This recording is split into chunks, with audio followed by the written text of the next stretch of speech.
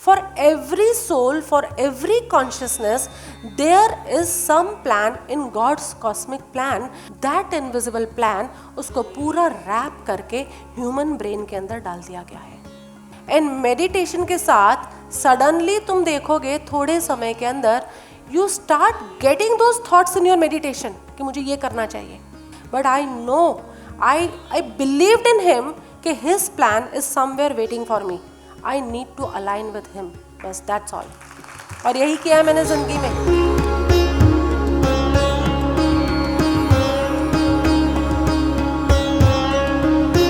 जब तुम कुछ नया सोचने लग जाते हो, उसे हम लोग कहते हैं कि we enter into the river of change. बहुत बार तुमने ये सुना होगा, Steve Jobs he entered into a river of change. What is the river of change? River of change यही है, ये जो पूरी है ना, ये धारा है, रिवर है। How he entered the river of change, how Steve Jobs entered? By putting new informations and by doing meditation. When he came to India, जब वो इंडिया आए थे तो यहाँ उन्होंने जो ध्यान किया बाबा नीम करौली के साथ, जो ध्यान के का बेसिक विज्ञान था जो उन्होंने समझा, फिर प्रैक्टिस तो हर किसी को अपने आप ही करनी होती है। He could align himself to the direction of his life, the role of meditation. इस पूरी कॉस्मिक केमिस्ट्री के अंदर, गॉड्स प्लान के अंदर, गॉड के मैप के अंदर सभी कुछ है। Everything is there in God's map. हमारे शास्त्रों में भी इस बात का जिक्र किया गया है, जिसे हम लोग कुछ परिचय कहते हैं, कि भृगु संहिता के अंदर कुछ ऐसे परिचय पढ़े हैं जिसके अंदर हर किसी की लाइफ में आगे क्या होने वाला है, everything is mention. I have never seen those परिचय, लेकिन मैंने भृगु संहिता को पढ़ा है तो मुझे समझ में आता है कि what they are trying to से।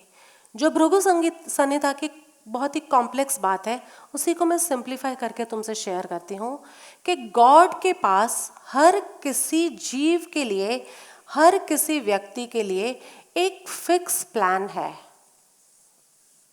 उसकी लाइफ का ये रोड मैप है। Can you see this? मान लो इट्स इमेजिनरी कि मेरी लाइफ का प्लान जो है गॉड के कॉस्मिक प्लान के अंदर ऐसा है। जैसे तुमने देखा होगा, एक फूल खिलता है, मेरे घर में लिलीज आते हैं तो लिलीज खिलते हैं, I just see there is a root for that blossoming. एक रूट से एक ढंग है, एक गॉड का प्लान है उस फूल के लिए भी, उसकी खिलावट के लिए। तो तुम्हें क्या लगता है कि तुम और मैं मनुष्य को गॉड ने बिल्कुल प्लानलेस छोड़ रखा होगा? No, there is some plan. For every soul, for every consciousness, there is some plan in God's cosmic plan. It's such a magnificent play going on. Such a magnificent map which is there, which is for everyone. हम सब के लिए है। God का plan समझ लो मेरे लिए ये है, मान लिया। ऐसा हर किसी के लिए कोई ना कोई प्लान है। शुरुआत के सालों में तो वी आर बिल्कुल aligned with the God's plan. समझ लो इसको मैं देती हूँ ABCDE। शुरू के सालों में मैंने C से शुरू किया, जैसा कि गॉड का प्लान था। I came out and I started just as per the plan of God. C से शुरू किया, थोड़े बड़े हुए, 5 साल तक भी वैसा ही प्लान था। फिर थोड़े बड़े हुए, थोड़ा सोसाइटी के प्रेशर्स, थोड़े और सब बढ़े। 10 साल तक आते आते मेरा प्लान थोड़ा थोड़ा डेविएट करने लगा। गॉड का जो प्लान था, because my value system and my understanding of life and my situations around me, जो कुछ भी था उसके कारण मेरी लाइफ शुरू में तो ठीक ठाक चल रही थी, बिल्कुल as per the plan of God. लेकिन 10वें साल तक आते आते समाज के भार में, अपने संस्कारों के भार में, अपने आसपास का ये जो माहौल है उसके प्रभाव में मेरे जीवन ने इधर उधर मुड़ना शुरू किया। गॉड का प्लान मेरे लिए ये था, लेकिन मेरे जीवन ने मुड़ना शुरू किया ऐसे। 30 साल की उम्र पर, ये 30 साल की उम्र है जब मुझे डी पर होना चाहिए था, D following that verticals, D पर होना चाहिए था। तब इस 30 साल की उम्र में मैं कहीं, आई am standing somewhere eight DEF, मैं यहाँ F पर खड़ी हूँ, क्योंकि मेरे को उस समय होना चाहिए था यहाँ पर D, इसके पैरेलल होना चाहिए था, लेकिन I am standing at this vertical of F। No God का प्लान मेरे लिए क्या है? At this stage of your life you should be on point D, that is his plan for me and I am walking.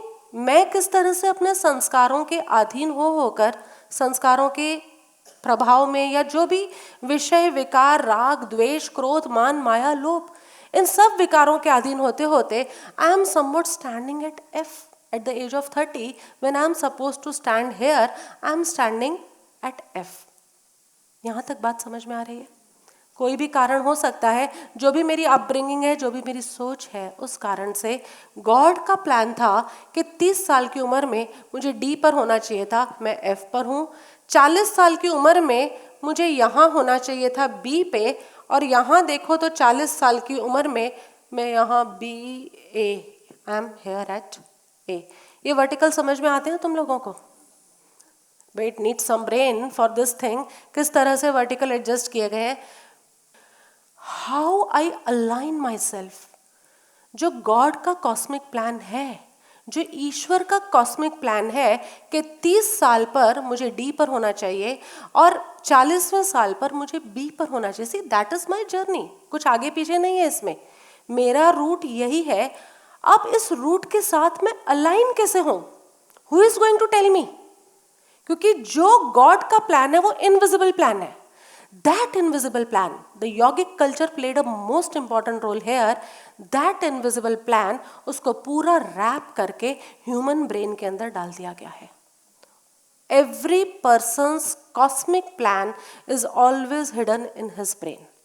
तुम कितना उसको unfold कर पाओगे ये तुम्हारी कॉन्शियसनेस के ऊपर डिपेंड करता है। अगर तुम मनुष्य हो तो पूरा अनफोल्ड कर पाओगे, अगर तुम पेड़ पौधे हो तो तुम्हारे में उसको अनफोल्ड करने की वो बुद्धि नहीं है, because your brain is not developed in such a way. लेकिन every person's ID card, his road map is stored in his own brain. यहाँ तक बात समझ में आ रही है? अब इस गॉड के प्लान के साथ अपने आप को अलाइन कैसे करोगे? तुम्हारे लिए कौन अनफोल्ड करके देगा? सदगुरु बिल्कुल नहीं करना, नॉट एट ऑल इंटरेस्टेड। तुम लोग शॉर्टकट ले लेते हो, but I am not going to do. Yes, I am going to tell you. तुम्हारे ब्रेन के अंदर 100 बिलियन न्यूरॉन्स हैं, और ये जो रोड मैप है पूरा का पूरा तुम्हारे ब्रेन के अंदर यहाँ पर पड़ा है। The more you engage the neurons, जितने ज़्यादा न्यूरॉन्स को तुम एंगेज करना शुरू कर देते हो, वहाँ कहीं ना कहीं नीचे ये रोड मैप होता है। वो रोड मैप वहाँ से बाहर निकल कर तुम्हें नज़र में आने लग जाता है, मतलब तुम्हें समझ में आने लग जाता है। इसी को लोग कहते हैं इंट्यूशन। What is intuition? अंदर से मुझे बात आई, जैसे Paramahansa Yogananda ji, he uses this word so many time, I got intuition. Steve Jobs ने इसकी बात की, मैडम क्यूरी ने इसकी बात की, इवन आइंस्टाइन ने भी बात की। आई got intuition from inside. What is this intuition? This intuition means जिस न्यूरॉन्स के अंदर गॉड का मैप छुपा पड़ा था, उन न्यूरॉन्स को तुमने एंगेज कर लिया, और चूंकि तुमने उन्हें बिजी कर लिया, एंगेज कर लिया, रिवील कर लिया, ओपन कर लिया, खोल दिया, तो तुम्हें गॉड तुम्हारे लिए क्या चाहते हैं, सडनली वो थॉट आता है, and that is called intuition. How it will happen? Again, ये होगा कैसे? तो उसके लिए meditation and satsang, they both play important role. क्योंकि सत्संग क्या करेंगे? मैक्सिमम न्यूरॉन्स की कॉलोनी को एंगेज करेंगे। सत्संग का काम है नई इंफॉर्मेशन देते रहना, और इसीलिए I believe in new new new new data every time, I believe. तो सत्संग क्या काम करते हैं? तुम्हारी न्यूरॉन की कॉलोनी को एंगेज करने का काम करते हैं, उसका विस्तार करने का काम करते हैं। और ध्यान क्या करता है?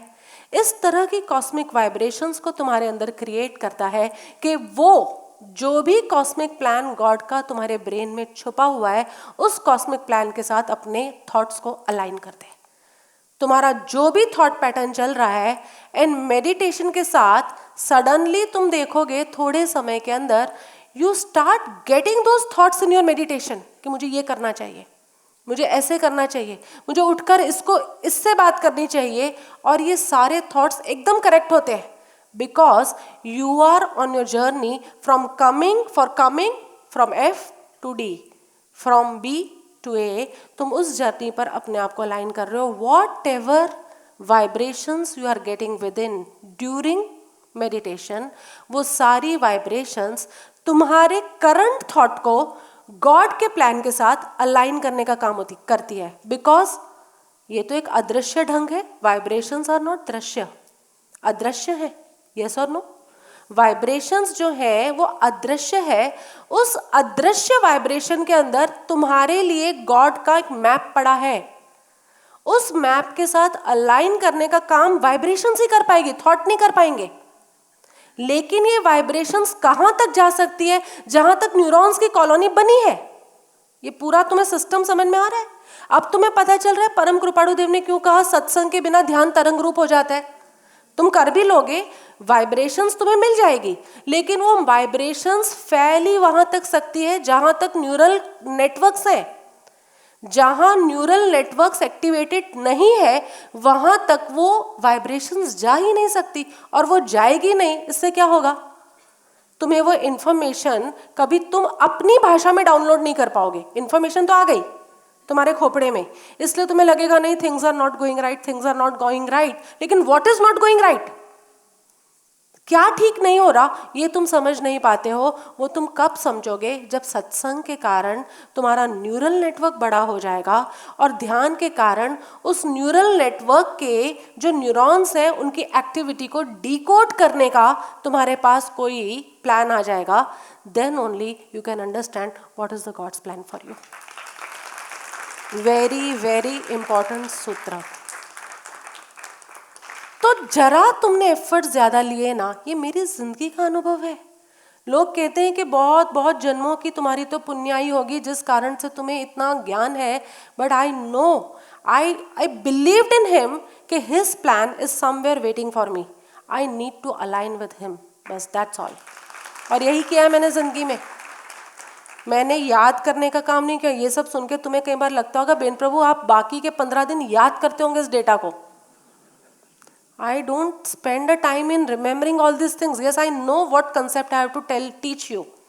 लेकिन बाकी my life is designed in such a way, it is so much in alignment कि अगर 30वें साल पे, अब तो मैं चलो 45 पे हूँ, at the age of 45, my God wants me to be at point C again, just as I was born, then I am surely at C as if I am born today.